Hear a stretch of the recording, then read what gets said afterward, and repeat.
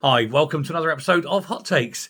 Just about any company in the world that found itself in the hole for $19 billion would give up. They would just go bankrupt and run away and lick their wounds. Not, it seems though, Thames Water. Far from worrying about the fact they've got 19 billion in debts, they've decided that they are going to go and borrow another 3 billion. This won't save them. It merely staves off the day that they do go bankrupt by about 3 or 4 months, one can imagine. The interest alone is piling up at such a rate that it will never be repaid.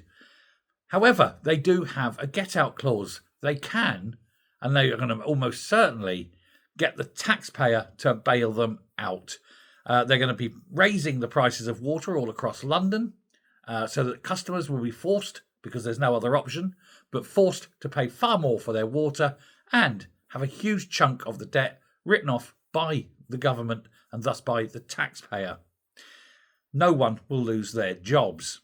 This is on top, of course, of this £3 billion loan, which, to be honest, had to go to a court hearing, and the judge allowed it in the hope that it would stave off the day while the company restructured and gets the taxpayers to clear their debts. Otherwise, Thames Water would collapse in on itself, and another bunch would have to come along and try and pick up the pieces and run with it.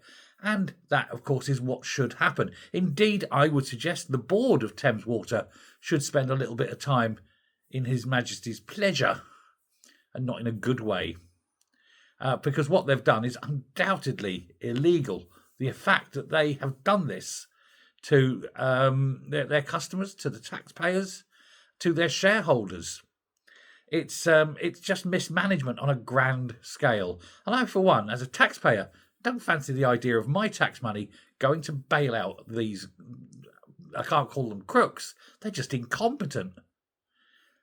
Hey ho, it looks like it's going to have to happen, because if the company goes under, who's going to supply the water to Thames Water? Who knows? Let me know what you think. Thanks very much. Goodbye.